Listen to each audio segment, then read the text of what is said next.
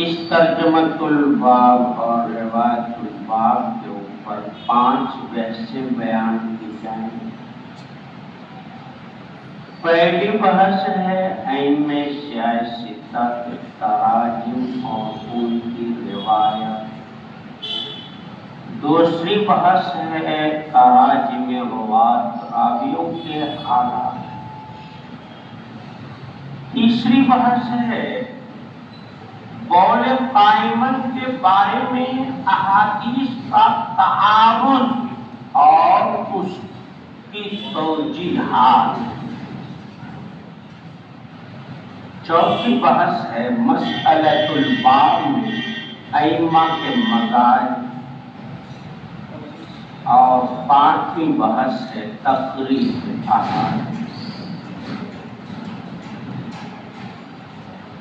باب النہی عن القول قائم، پہلی بحث ہے ائمہ سیاستہ کے تراجم اور ان کی روایات۔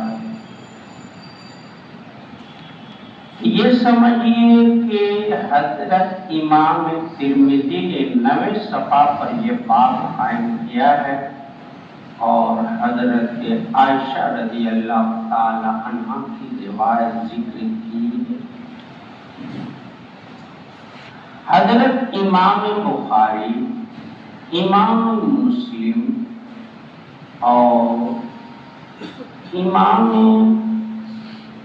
بخاری اور امام مسلم نے اس روایت کی تخریج نہیں کی ہے اور نہ اس سلسلے میں کوئی باب قائم کیا ہے۔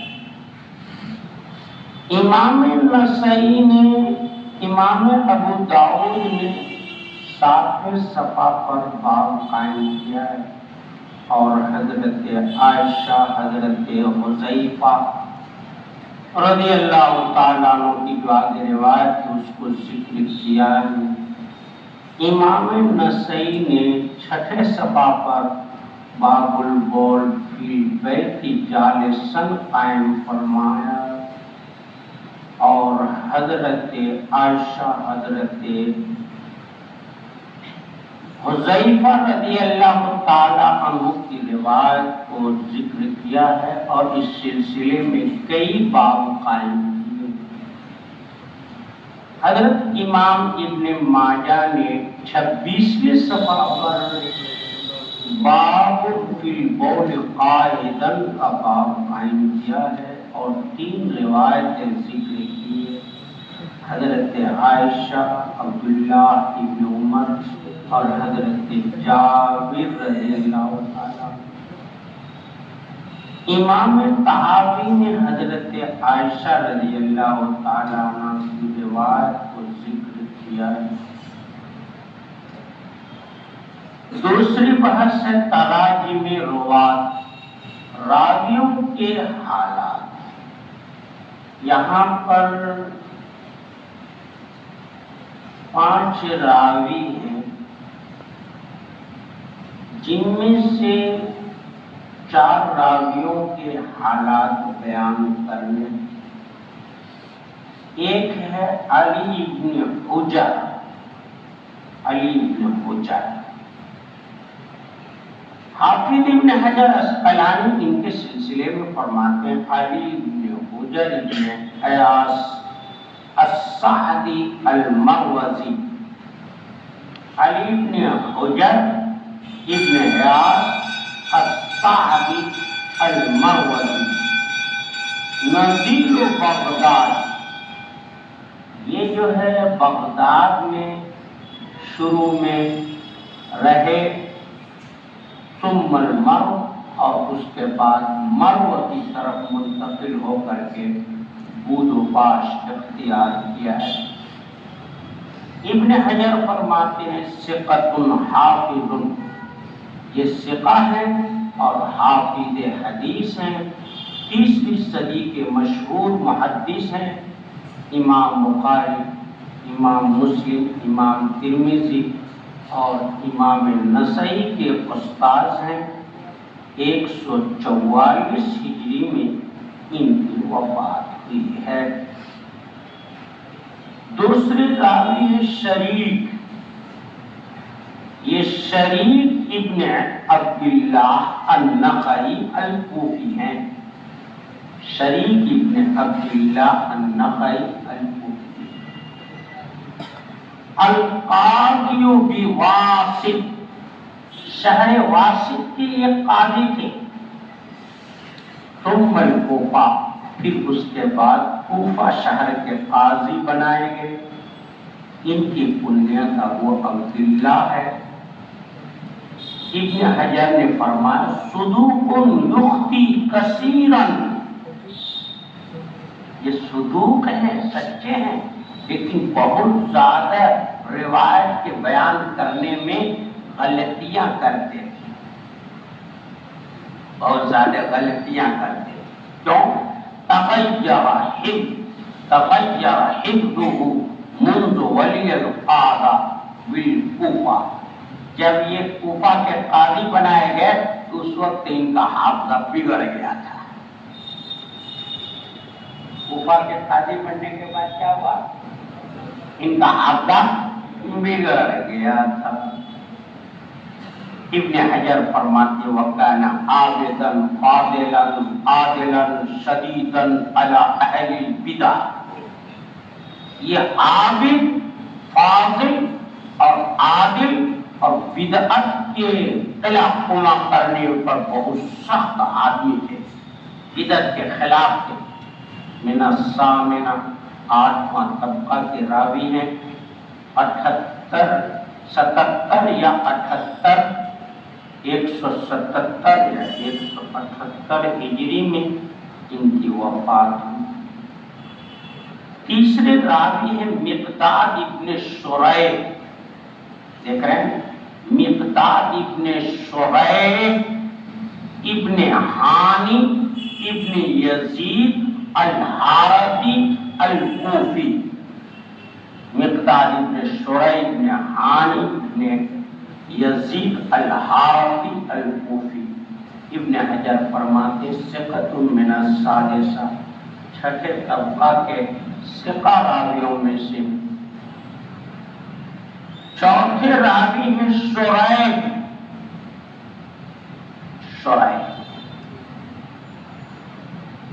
یہ شریح روایت میں مقداد ابن شریح عن ابی سے مراد کون ہے؟ شریح، اپنے باپ شریح سے۔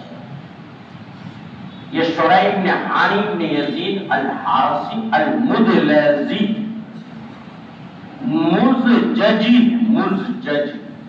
ان کی کنیت ابو المقداد ہے، نسبت کوفی ہے۔ یہ مخزرمین میں سے ہیں، یہ مخزرمین میں سے ہیں، یعنی حضور صلی اللہ علیہ وسلم کے زمانے کو پایا لیکن آپ سے ملاقات نہیں ہو سکی۔ حافظ ابن حجر اسقلانی نے فرمایا ثقۃ، یہ ثقہ ہے۔ قتل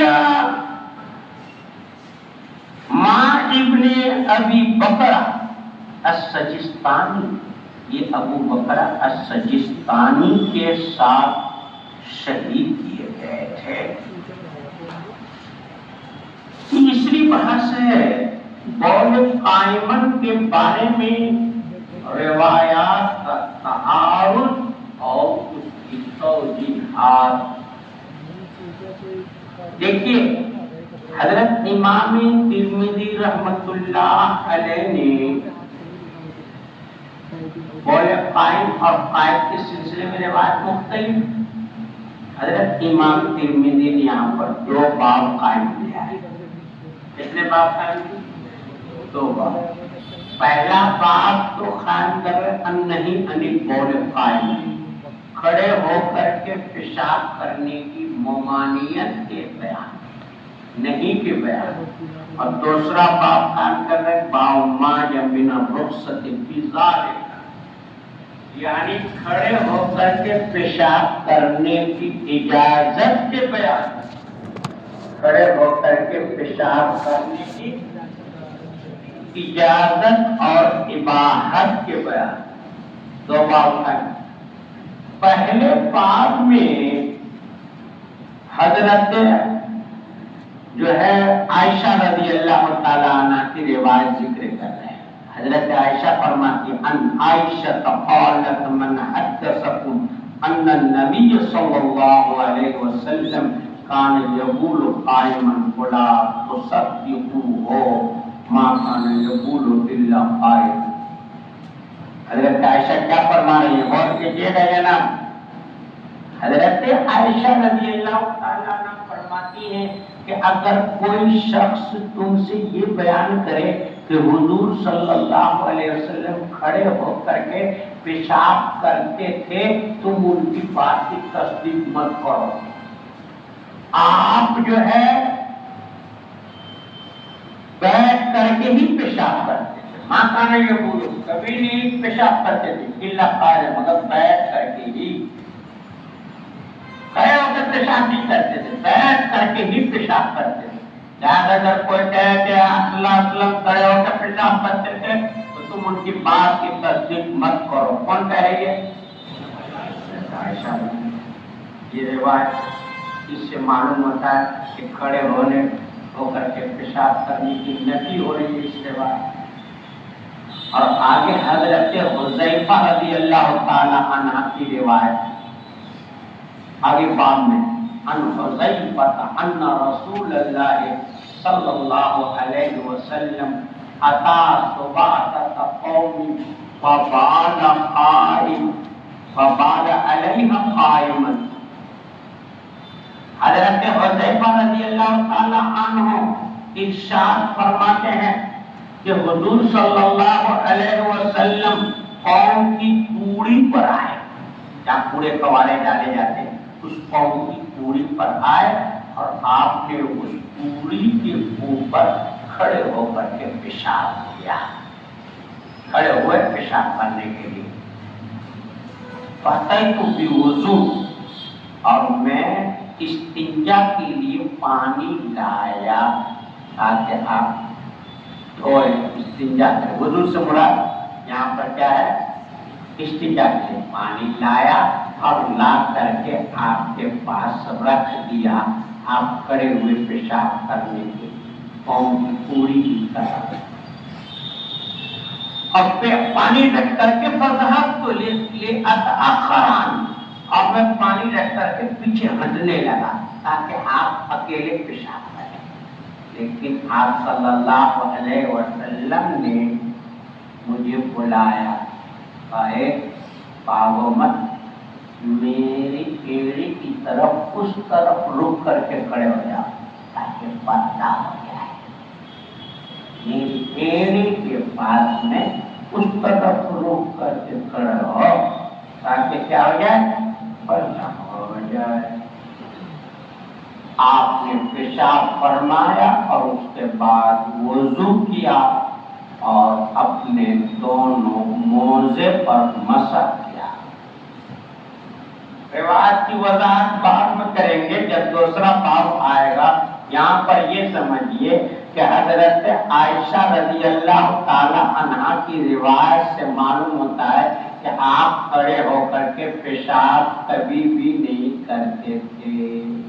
یہ نہیں معلوم ہو رہا کوئی کھڑے ہو کر پیشاب کرنے کی بات کرے آپ کے سلسلے میں تصدیق مت کرنا. آپ کبھی بھی جو ہے کھڑے ہو کر پیشاب نہیں کیے، جب بھی پیشاب کے بیٹھ کے کیے. حضرت حذیفہ رضی اللہ تعالیٰ عنہ کی روایت سے کیا معلوم ہوتا ہے؟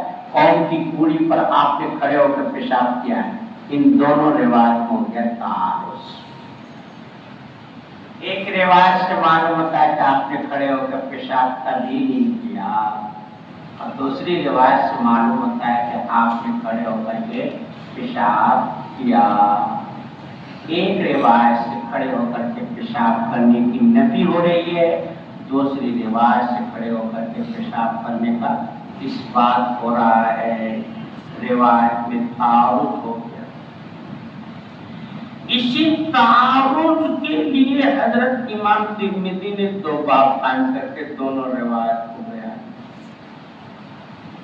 امام نسائی نے تو اس تعارض کو دور کرنے کے لیے، دفع تعارض کے لیے متعدد ابواب قائم فرمائے. متعدد ابواب قائم فرمائے. سمجھ گئے کہ نہیں؟ ہاں. اور امام ابو داؤد نے صرف ایک باب قائم کیا، قول قائمن، کھڑے ہو کر کے پیشاب کرنے، اور قول قائدن والی روایت حضرت عائشہ کی ذکر نہیں کی. گویا تعارض روایت کی طرف امام ابو داؤد نے تعارض نہیں کیا، یعنی تعارض روایت کو پیشی نہیں کیا انہوں نے. امام ترمذی، امام نسائی نے دونوں طرح کی روایت کو بیان کر کے دفع تعارض کی طرف کیا کیا ہے؟ اشارہ کیا ہے. اب روایت کا تعارض ہو گیا، اب کیا کیا جائے گا؟ علامہ یوسف بن نوری نے معرفت السنن میں علامہ کشمیری سے نقل فرمایا ہے کہ جب دو روایت میں تعارض ہو جائے تو اس تعارض کو دور کرنے کے لیے حنفیہ اور شافعیہ کے یہاں کچھ قاعدے اور ضابطے ہیں. جب دو طرح کی روایت میں تعارض ہو جائے نا تو ائمہ کے نزدیک کیا ہے؟ کچھ ضابطے اور قاعدے. اس ضابطے اور قاعدے کے اعتبار سے تعارض کو دور کیا جائے گا، اختلاف کو دور کیا جائے گا. سمجھ بات آ رہی ہے؟ اب وہ تعارض کو دور کرنے کا طریقہ شافعیہ کے یہاں الگ ہے، تھوڑا سا الگ ہے، اور حنفیہ کے یہاں تھوڑا سا شافعیہ سے تھوڑا سا الگ ہے. ہم تعارض روایت کے دفع کرنے کے اس اصول کو آپ کے سامنے بیان کر رہے ہیں. آپ سماعت کریں گے کہ تو آپ پیر پکڑ کر کے سماعت کریں گے یا غور سے سماعت کریں گے؟ پیر پکڑے ہوئے سو رہے ہیں.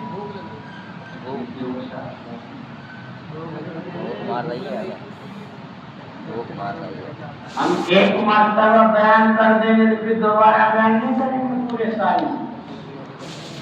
جو بات ایک مرتبہ بیان کر دیں گے تو پورے سال میں بیان نہیں ہوگی، کیونکہ نئی بات کے بیان کرنے کا وقت ہی نہیں ہے تو پرانی بات کے بیان کرنے کا وقت کہاں سے لائیں گے؟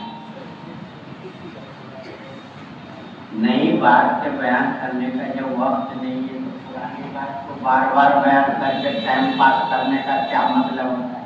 ہم ایک مرتبہ بیان کر دیں گے، آپ کی ذمہ داری اس کو یاد رکھنا.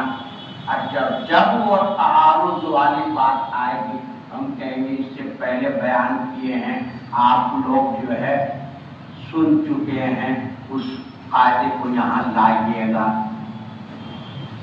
جب آپ غور سے نہیں سنیں گے، یاد نہیں رکھیں گے تو وہاں پر ہوا بھی نہیں لگے گی. آپ سنیں غور سے سنیں گے. ہاں سنیے. جب دو طرح کی روایت میں تعارض ہو جائے، ایک روایت سے اس بات کسی چیز کا ہو، دوسری روایت سے نفی ہو رہی ہو، ایک روایت سے علت، دوسری روایت سے حرمت، ایک روایت سے کچھ دوسری سے کچھ معلوم ہو، تعارض ہو، تو علامہ یوسف بن نوری علامہ کشمیری سے نقل کرتے ہیں کہ یہاں محدثین اور فقہاء مجتہدین کے نزدیک تعارض روایت کو دفع کرنے کے لیے ایک اصول ہے. کیا ہے؟ شافعیہ کے یہاں الگ ہے اور حنفیہ کا تھوڑا سا. شافعیہ کو لیجیے، شافعیہ کا قاعدہ یہ ہے کہ دو طرح کی روایت ہو تو پہلے روایت دونوں روایت میں تطبیق دی جائے. کیا کی جائے گی؟ تطبیق دی جائے. پہلا قاعدہ کیا کیا جائے گا؟ تطبیق. تطبیق کا مطلب سمجھتے ہیں؟ شافعیہ پہلے تطبیق دینے کی کوشش کریں گے. یہ روایت بھی تھی اور یہ روایت بھی تھی. آپ آئیے اس سیٹ پر بیٹھیے, آپ آئیے اس سیٹ پر بیٹھیے, جھگڑا مت کیجیے. ان کے لیے الگ کرسی لگا دی جائے گی, ان کے لیے الگ کرسی. سمجھ گئے کہ نہیں؟ آپ بھی ٹھیک, یہ بھی ٹھیک. وہ تطبیق ہوئی, یعنی یہ رواج اس طرح کا ہے, اس پر محمول کیا جائے گا, اس رواج کو اس پر محمول کیا جائے گا. یہ تطبیق ہوئی, دونوں کو رد نہیں کیا جائے گا, دونوں میں سے کسی کو رد نہیں کیا جائے گا. سمجھ گئے؟ شاہ کیا کہیں, اگر تطبیق مشکل ہو, تطبیق نہیں کی جا سکتی ہے, تو پھر دوسرے نمبر پر ترجیح دی جائے. کیا کی جائے گی؟ ترجیح دی جائے. ترجیح کا مطلب یہ ہے کہ دو روایت ہے تو اس میں دیکھا جائے گا کہ کون سی روایت صحیح ہے, کون سی روایت ضعیف ہے. صحیح روایت کو راجع کر کے عمل کیا جائے گا, ضعیف روایت کو مرجو قرار دے کر کے چھوڑ دیا جائے گا, اس پر عمل نہیں کیا جائے گا. اور اگر دونوں صحیح ہے تو اس میں دیکھا جائے گا کہ زیادہ کون صحیح ہے, زیادہ کون صحیح ہے, جس کی سند میں بڑے بڑے محدثین ہیں, فقہاء ہیں, رجال کبار ہیں, اور دوسری روایت بھی صحیح ہے لیکن اس میں جو سند میں راوی ہیں وہ پہلے درجے کے راوی کے درجے میں نہیں ہے, تو اس کے راوی زیادہ اچھے ہیں, اصح ہے وہ روایت, اصح کو ترجیح اور صحیح کو مرجوح قرار دے کر چھوڑ دیا جائے. سمجھ گئے؟ لیکن اگر دونوں روایت ہم پلہ ہے, بالکل ٹپاٹپ ٹھیک ہے, دونوں کے رجال بالکل برابر درجے کے ہیں, کسی ایک کو دوسرے پر ترجیح نہیں حاصل ہوگی, تو پھر اس کے بعد کیا کیا جائے گا, تیسرے درجے میں تنسیخ کیا جائے گا. کیا کیا جائے گا؟ تنسیخ. ایک روایت, دو روایت ہے, ایک کو ناسخ مانا جائے گا, یہ روایت اس روایت کے لیے ناسخ ہے اور یہ روایت منسوخ ہے. ناسخ پر عمل کیا جائے گا اور منسوخ کو کیا کیا جائے گا, چھوڑ دیا جائے گا. لیکن نسخ کے لیے قرائن چاہیے, پتہ لگنا چاہیے بھائی یہ روایت ناسخ ہے, اس کا مطلب یہ پہلے والی روایت نہیں ہے, بعد والی روایت ہے. قرینہ ہونا چاہیے بعد والی روایت. یہ روایت منسوخ ہے تو قرینہ ہونا چاہیے کہ روایت بعد کی روایت ہے, پہلے کی روایت. پہلے کی روایت کیا ہوتی ہے؟ منسوخ. اور بعد والی روایت کیا ہوتی ہے؟ پہلے آپ نے ایک حکم دیا, بعد میں آ کر کے دوسرا حکم دیا, اس حکم کو ختم کر دیا گیا. سمجھ گئے کہ قرینہ ہونا چاہیے. قرینہ کیسے, کیا قرینہ؟ بہت سارے قرینے وقت پر جو ہے اس کو سمجھایا جاتا ہے, وقت پر دیکھا جاتا ہے کہ بھائی ایک تو راوی کے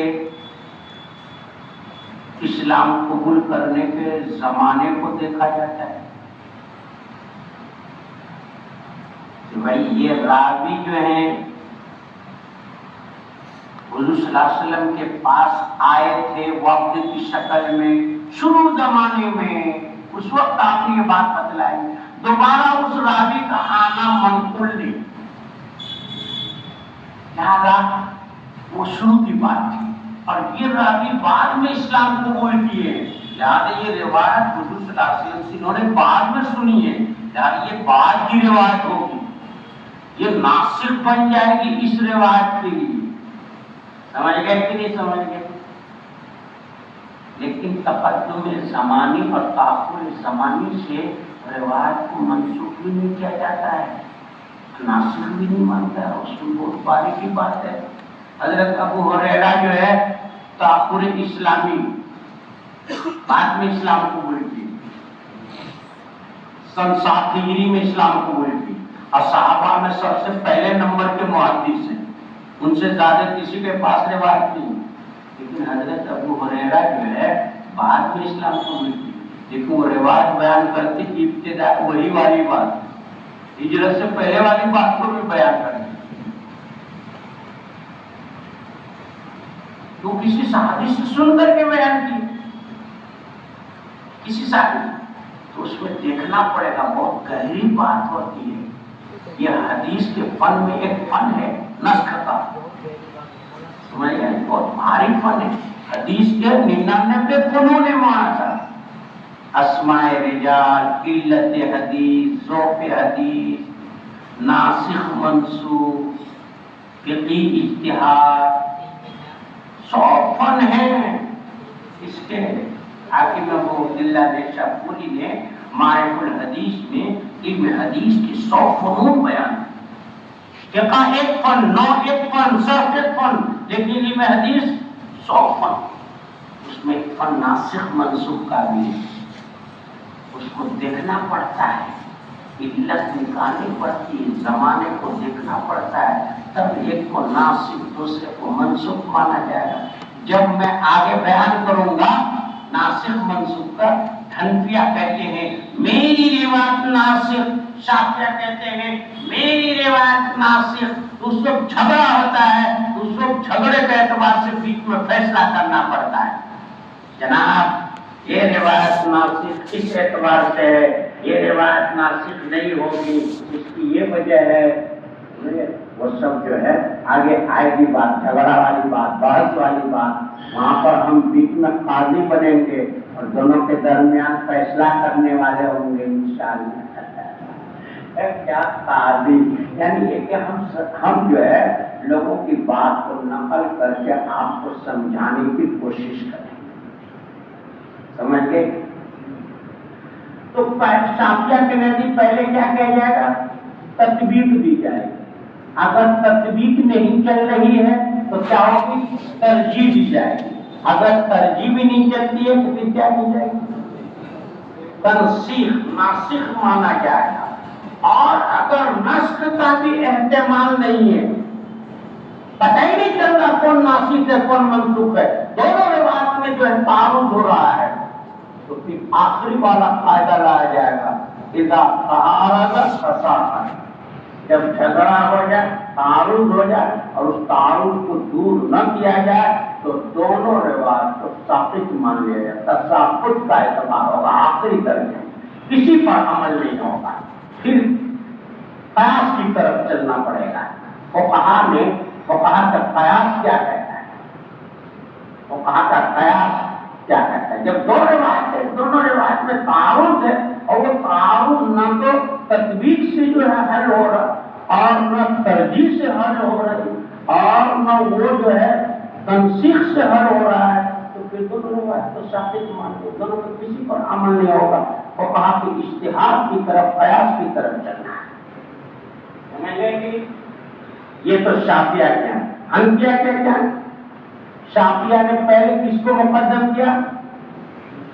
تطبیق کو، اور دوسرے نمبر پر ترجیح کو، اور تیسرے نمبر پر تنسیخ کو، اور چوتھے نمبر پر تساقط۔ حنفیہ نے کہا نہیں، پہلے نمبر پر جو ہے حنفیہ کے یہاں ترجیح ہوگی، تطبیق نہیں ہوگی۔ جمہور حنفیہ میں 2 قول ہیں، ہم ابھی بیان کر رہے ہیں، 2 قول ہیں۔ جمہور حنفیہ نے کہا کہ نہیں، پہلے ترجیح دی جائے گی، دیکھا جائے گا ان میں کون صحیح ہے کون ضعیف ہے، صحیح کو راجح اور ضعیف کو مردود، یا دونوں صحیح ہے تو اصح کون ہے، اصح کو راجح اور جو ہے صحیح کو مرجوح قرار دے دیا جائے گا۔ لیکن اگر ترجیح نہ چلے، دونوں روایت ہم پلہ ہو، تو اس وقت پھر دوسرے نمبر پر تطبیق دی جائے، یہ روایت بھی ٹھیک یہ رواج بھی تھی. اور اگر تطبیق مشکل ہو جائے تو پھر تیسرے نمبر پر تنسیخ کے لیے آئے، نسخ قرار دیا جائے. ایک کو منسوخ دوسرے کو ناسخ قرار دیا جائے گا. اور اگر نسخ کا بھی پتہ نہ چلے کون ناسخ ہے کون منسوخ ہے تو پھر اس کے بعد کیا کیا جائے گا؟ تساقط. چوتھے نمبر پر اس کو ثابت قرار دے دیا جائے گا. سمجھ میں آیا کہ نہیں آیا؟ یہ جمہور حنفیہ. لیکن بعض حنفی حضرات نے جو ہے یہ قاعدہ کو یعنی شافعیہ کے تطبیق پھر ترکیب پھر تنسیخ پھر تساقط. حنفیہ کیا پہلے تطبیق سے پہلے کیا ہے؟ ترجیح، پھر تطبیق، پھر تنسیخ، پھر تساقط. ٹھیک ہے.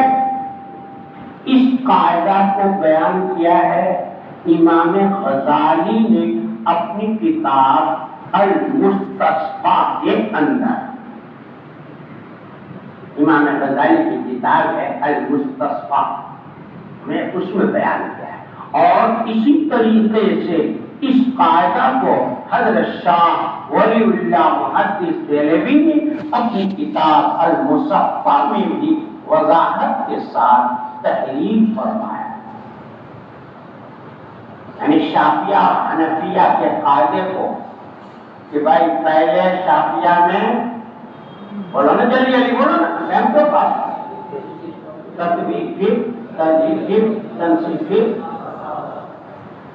حنفیہ کے جمہور کے نزدیک کیا ہے؟ پہلے یہ سمجھئے. اس کو امام غزالی المستصفیٰ میں اور امام حضرت شاہ ولی اللہ محدث دہلوی نے اپنی کتاب المصفیٰ کے اندر زیادہ تفصیل کے ساتھ امام شاہ ولی اللہ نے المصفیٰ کے مقدمہ میں تحریر فرمائی. لیکن بعض حنفیہ نے کیا کیا ہے کہ ترجیح سے پہلے تطبیق ہی کو مقدم رکھا ہے کہ نہیں پہلے تطبیق دی جائے گی پھر ترجیح دی جائے گی. بعض حنفیہ سمجھ گئے کہ نہیں؟ لہذا اب اس مقام پر آئیے. یہاں دو روایت میں تعارض ہے، حضرت عائشہ اور حضرت حذیفہ کی روایت میں تعارض ہے. یہاں کیا کیا جائے گا؟ تو حنفیہ کی جمہور کے قاعدے کے اعتبار سے پہلے ترجیح والا مسئلہ لینا ہے. اس میں ایک روایت کو راجح اور دوسرے کو کیا ہے مرجوح قرار دیا جائے گا. تو حنفیہ کے جمہور کے قاعدے کے اعتبار سے حضرت حذیفہ والی روایت کو راجح قرار دیا جائے گا اور حضرت عائشہ والی روایت کو مرجوح قرار دیا جائے گا. کیونکہ حضرت عائشہ حضرت حذیفہ والی روایت جو ہے وہ اعلیٰ درجے کی صحیح ہے. حضرت عائشہ کی روایت بھی صحیح، حضرت حذیفہ کی روایت بھی صحیح، لیکن حضرت حذیفہ کی روایت کیا ہے؟ اعلیٰ درجے کی صحیح ہے. حضرت عائشہ کی روایت میں تھوڑا جھول ہے. میں نے ابھی بیان کیا مقداد ابن شریح وہ شریح میں حادثے میں تغیر ہوا کہ نہیں ہوا بھائی؟ ارے جو ہے شریک جو ہے شریک یختی کثیرا تغیر حفظہ من ولی القضا. جب قاضی بنے تو کہا ان کی روایت میں تھوڑی کمزوری آئی ہے، اس لیے وہ روایت صحیح ہے لیکن کم درجے کی صحیح ہے. اور حضرت حذیفہ والی روایت کیا ہے؟ اعلیٰ درجے کی صحیح. اس لیے حضرت حذیفہ کی روایت کو راجح قرار دے کر کے اس کو کہا گیا کہ حضرت عائشہ کی روایت کو مرجوح قرار. ٹھیک ہے. اور اگر دوسرا قول لیا جائے، دوسرا قول حنفیہ کا کہ پہلے تطبیق دی جائے گی پھر ترجیح، تو کہہ رہے ہیں اس قاعدے کے اعتبار سے دونوں روایت میں تطبیق دی جائے گی. حضرت عائشہ کی روایت بھی ٹھیک ہے اور حضرت حذیفہ کی روایت بھی ٹھیک ہے. اب کیسے ٹھیک ٹھاک ہے سمجھیں گے کہ نہیں سمجھیں گے؟ تطبیق کئی طرح سے تطبیق دی گئی ہے. ہم یہاں 4 طرح کی تطبیق بیان کریں. پہلی بات پہلے اس طرح ترتیب دی گئی ہے کہ حضرت عائشہ رضی اللہ تعالی عنہ کی مراد جو ہے مطلق قول قائمن کی نفی نہیں ہے. حضرت عائشہ کی مراد کیا ہے؟ مطلقاً آپ صلی اللہ علیہ وسلم کے متعلق کھڑے ہو کر کے پیشاب کرنے کی نفی نہیں ہے، بلکہ عادت کی نفی ہے. کیا ہے؟ عادت کی نفی ہے. اور حضرت حذیفہ رضی اللہ تعالی عنہ کی مراد یہ نہیں ہے کہ آپ کی عادت ہی کھڑے ہو گئے، کبھی کبھار آپ نے کھڑے ہو کر پیشاب. لہذا حضرت عائشہ کے کہنے کا مقصد یہ ہے کہ اگر کوئی شخص تم سے یہ بیان کرے کہ حضور صلی اللہ علیہ وسلم کی عادت کھڑے ہو کر پیشاب کرنے کی تھی، نہیں، آپ کی عادت کھڑے ہو کر پیشاب کرنے کی نہیں، بیٹھ کر کے کرنے کی تھی.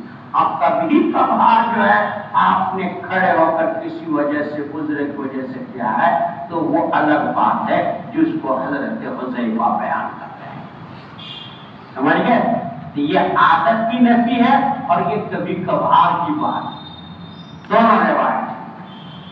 دوسری تطبیق اس طرح دی گئی ہے کہ حضرت عائشہ کی مراد جو ہے وہ منزل اور بیت کے متعلق ہے، اور حضرت حذیفہ کی مراد خارج بیت، باہر کی بات ہے. یعنی حضرت عائشہ کہہ رہی ہے کہ گھر میں رہتے ہوئے آپ صلی اللہ علیہ وسلم نے کبھی کھڑے ہو کر پیشاب نہیں کیا. ہاں، باہر کی بات جو ہے الگ. اور حضرت حذیفہ گھر والی بات بیان نہیں کر رہے بلکہ کیا بیان کر رہے ہیں؟ باہر کی بات کو بیان کر رہے کہ قوم کی پوری پڑے مرتبہ میں کھڑے ہو کر پیشاب کیا. تیسری تطبیق اس طرح دی گئی ہے کہ حضرت عائشہ رضی اللہ تعالی عنہا کی مراد بغیر قدرت کے کھڑے ہو کر کے پیشاب کرنے کی نفی ہے. یعنی کوئی تم سے کہے کہ بھائی حضور صلی اللہ علیہ وسلم بلا وجہ بغیر قدرت کے کھڑے ہو کر پیشاب کرتے تھے، تم تصدیق مت کرو، آپ ایسا نہیں کرتے تھے. ہاں، اگر کچھ عذر ہو جائے، کھڑے ہونے میں بیٹھنے میں عذر ہے تو پھر جو ہے آپ عذر کی وجہ سے کھڑے ہو کر پیشاب کیے، جس کا ذکر حضرت حذیفہ کی روایت میں ہے. چوتھی تطبیق یہ ہے کہ اصل میں تو حضرت عائشہ ہی کی روایت کہ آپ کا معمول کھڑے ہو کے پیشاب کرنے کا نہیں تھا، عادت شریفہ بیٹھ کر کے پیشاب کرنے کی تھی. ہاں، لیکن کھڑے ہو کر کے پیشاب کرنا حرام نہیں.